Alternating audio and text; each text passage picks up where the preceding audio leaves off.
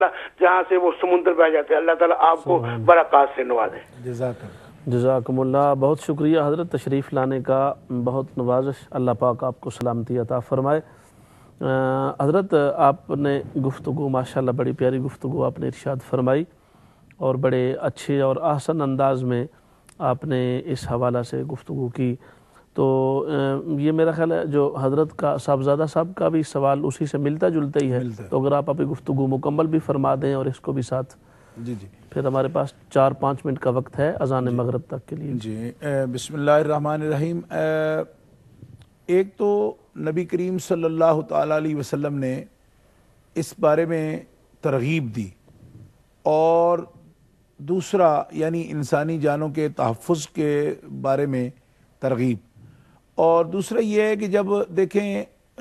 جنگ کا جو ایک تصور ہے دین کے اندر، اس کے اندر بھی نبی کریم علیہ السلام نے اس تصور کو اور نظریہ کو اجاگر کیا کہ جب جرنیلوں کو آپ بھیجتے تھے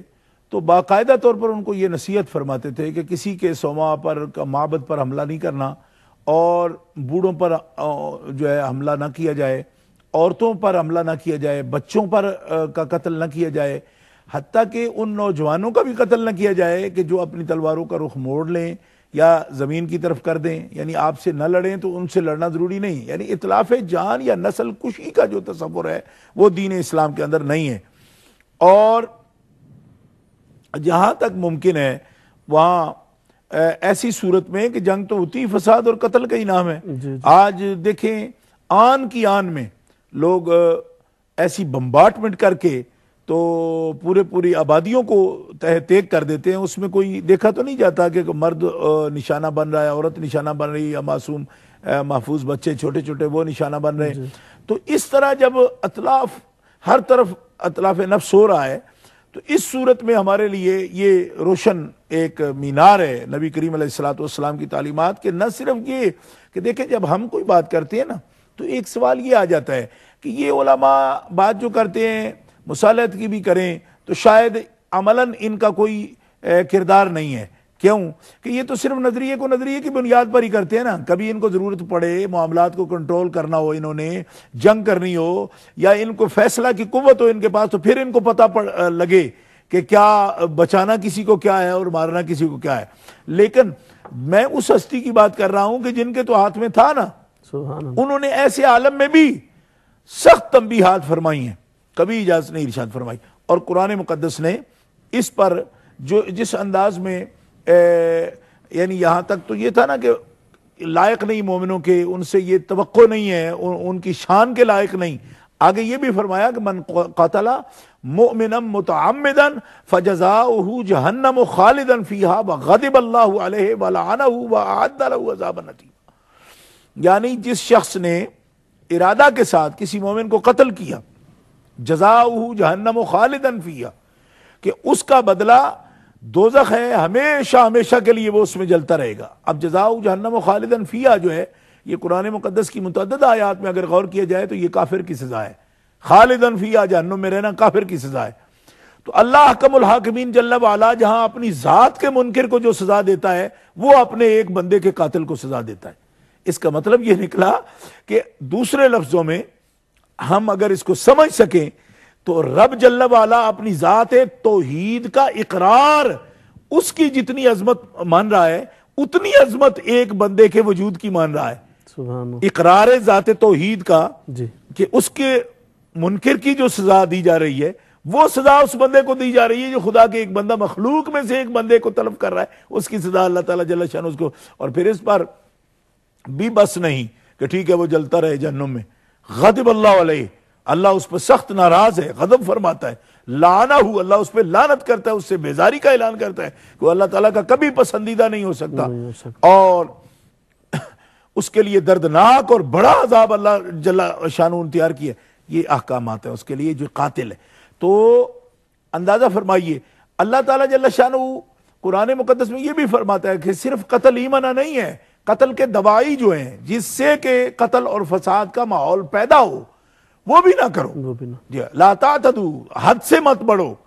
کہ ان اللہ لا يحب المعتدین، حد سے بڑھنے سے کیا ہوگا؟ فساد پیدا ہوگا۔ قتل کے دوائی محرکات وہ پیدا ہوں گے. تو اللہ تعالیٰ جل شانہ فرماتا ہے معتدل رہو, اعتدال کے ساتھ چلو, کیونکہ جب تم قتل منع ہے اور اس سے تم بہت بڑے عذاب میں مبتلا ہونے والے ہو, تو اس کے دوائی ہی پیدا نہ کرو کہ جس سے کہ ایک ایسی تحریک پیدا ہو جس کے نتیجے میں اتلاف جان بنے اور تم اس ہلاکت کو پڑ جاؤ. ان اللہ لا يحب المفسدین, فساد کرنے والے زمین میں. اور حتیٰ کہ یہ تو انسانی جان ہے نا, اللہ تعالیٰ جل شانہ تو فرمایا وَسَعَ فِي خَرَابِهَا, اور جو لوگ قتل انسانی کرتے ہیں بلکہ فصلیں برباد کرتے ہیں, کسی کے مال کا نقصان کرتے ہیں, اللہ تعالیٰ ان کو بھی پسند نہیں فرماتا. وَإِذَا تَوَلَّىٰ سَعَىٰ فِي الْأَرْضِ لِيُفْسِدَ فِيهَا وَيُهْلِكَ الْحَرْثَ وَالنَّسْلَ وَاللَّهُ لَا يُحِبُّ الْفَسَادَ,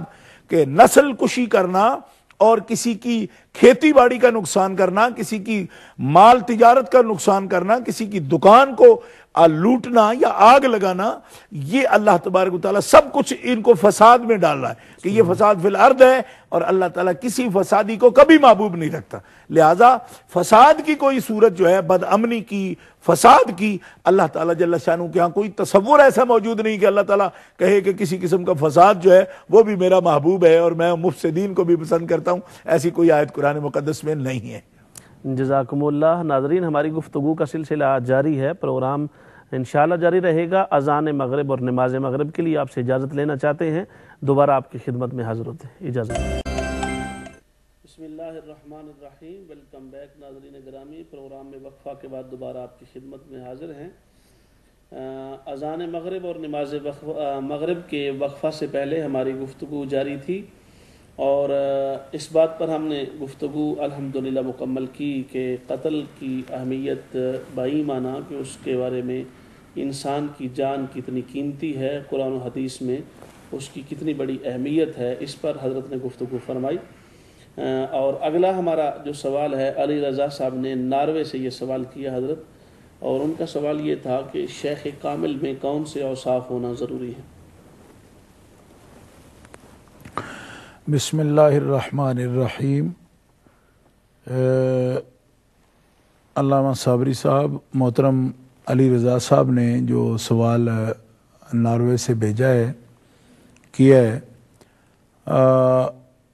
اس کے بارے میں گزارش یہ ہے کہ شیخ کامل کی پہچان بہت آسان ہے. میں تو یہ کہتا ہوں کہ اگر کوئی انسان مقصد انسانیت کو سمجھتا ہے اور وہ ایک اچھا انسان بننے کے لیے اور شریعت کے احکامات کے مطابق اپنے مزاج کو اور اپنی طبیعت کو شریعت غرہ, شریعت حقہ کے احکام کے مطابق ڈالنا چاہتا ہے, تو ایسے شخص کے لیے شیخ کامل کی پہچان کوئی مشکل نہیں ہے. سبحان. کیوں؟ اس لیے کہ جس مقصد کے لیے اس کو شیخ کی ضرورت ہے, وہ مقصد اگر اس کے پیش نظر ہے کہ مجھے کیا چاہیے, تو وہ مقصد جہاں پورا ہو سکتا ہو وہی اس کے شیخ کامل ہے. ظاہر ہے کہ شریعت کے احکامات پر عمل کے لیے ایک انسان کو کس طرح اپنی طبیعت, احساس عمل, احساس فکر و عقائد, وہ اسے اجاگر کس طرح کرنے ہیں انسان نے, اس کے لیے ہی مجاہدے ہیں, اسی کے لیے کوششیں ہیں, اسی کے لیے سب کچھ ہے. جی. اگر یہ مقصد ایک بندہ پہلے سے پہچانتا ہے کہ مجھے کیا چاہیے, کیونکہ مقصد کی پہچان نہ ہو تو چھوٹی چھوٹی کتابوں میں بھی یہ لکھا ہے کہ مقصد کو پہچاننا ضروری ہے. جی. اگر مقصد نہیں پہچانتا تو وہ تو ایک مجہول شے کا طالب ہے, وہ کس طرح کسی منزل کو پا سکتا ہے. تو بھائی علی رضا صاحب کو میں یہ بات عرض کرنا چاہتا ہوں کہ جیسا انہوں نے کہا کہ لوگ آتے ہیں اور لوگوں کو لوٹتے ہیں اور لوگ جو ہے نا ایک, تو میں یہ سمجھتا ہوں کہ جو لوگ اس طرح کا کام کر رہے ہیں دنیا کے لیے, کچھ اس طرح کی شکل بناتے ہیں یا اس طرح کا کوئی دھندا اس کو اختیار کرتے ہیں, تو بڑے برے لوگ ہیں. لیکن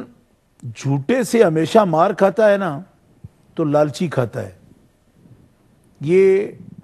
مفکرین کا قول ہے